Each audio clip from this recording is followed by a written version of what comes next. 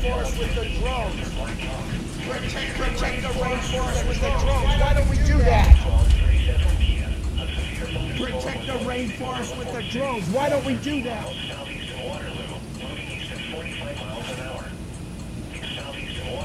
What is going on?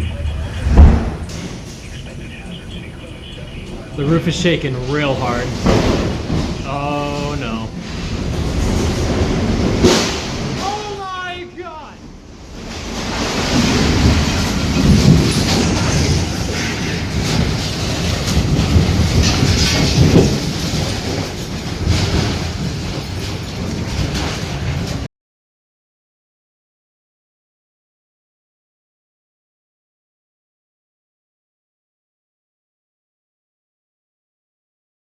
Hi, my name is Michael Robinson. I was part of this campfire back on November the 8th, 2018.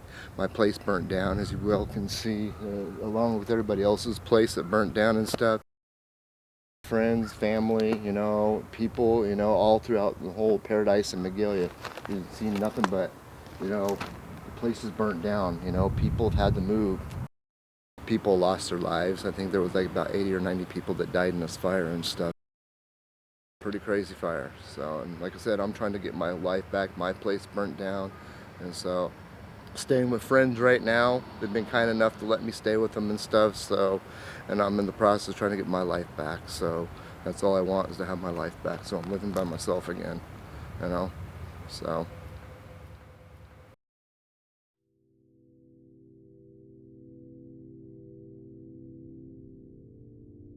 What it shows is a projection into the future of carbon dioxide levels. And it's a very accurate representation of what today's climate change actually is.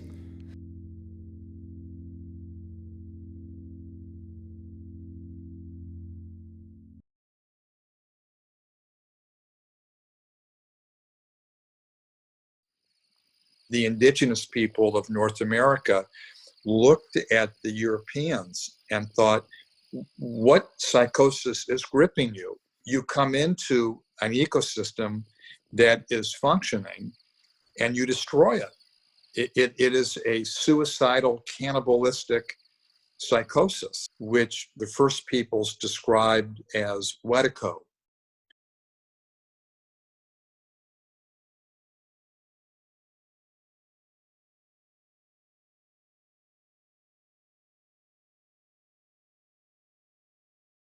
It has no independent existence. It doesn't even has no intrinsic independent existence at all. From the Buddhist point of view, it's empty. There's nothing there. And yet it can destroy our species. Okay? How do you deal with that paradox? One of the chief features of Wetiko is that we act out stuff that's contrary to our best interest. We'll support politicians who are like implementing policies that are killing us. There's a disincentive to snap out of our denial, because then we would have to suffer the trauma and the pain of reflecting upon how we've been besides ourselves and out of our mind. And that's so shattering and so traumatizing for most people that it's easier just to invest in the endless denial, and then the denial that we're in denial ad infinitum. If I am not owning my shadow, well, what happens? I split off from it. I project it out. As soon as I see that person or that group embodying my shadow, now I have evidence confirming, oh, I'm just all light and good, and the evil is out there. So then I have all the proof I need confirming my point of view that I'm just light and good and the darkness is out there.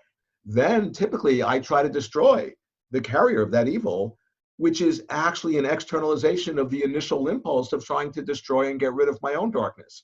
So what I'm doing now is I'm playing out in the external world my original internal process of trying to get rid of my own darkness. In doing that, I literally become possessed by the very evil I'm trying to destroy, which is insanity. That's Wetiko. That's the psychological articulation of Wetiko. And with Wetiko, one of the chief features And I want to say this because I think a lot of people will recognize this in the body politic. One of the chief features of Watiko is that what I'm accusing you of is what I'm unconsciously doing.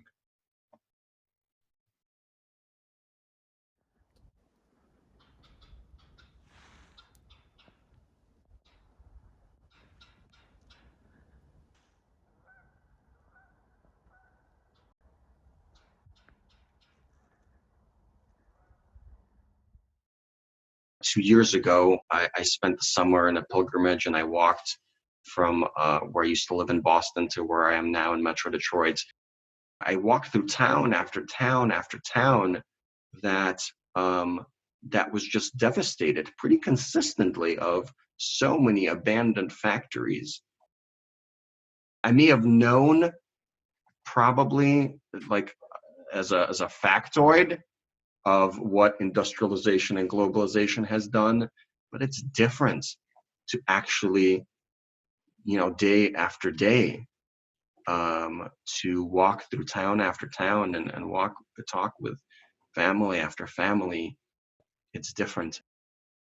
I think Democrats and environmentalists need to really honor like the huge loss and suffering of generations of people that haven't been able to live with the dignity of being able to provide for themselves, to take care of their families. This is very, very painful. And when we don't honor that reality in the process of creating change, it is unsurprising that people the ones who are experiencing loss generationally are saying like we're not on board with more of this academic technological transformation because the cost to them historically has been so painful and so deeply unacknowledged.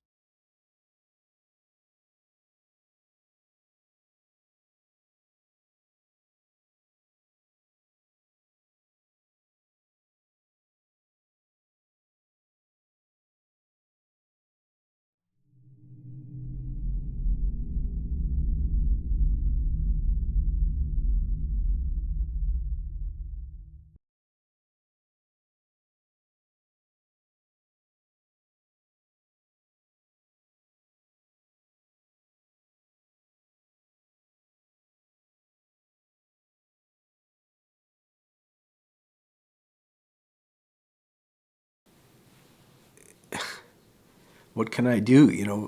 What can I do? What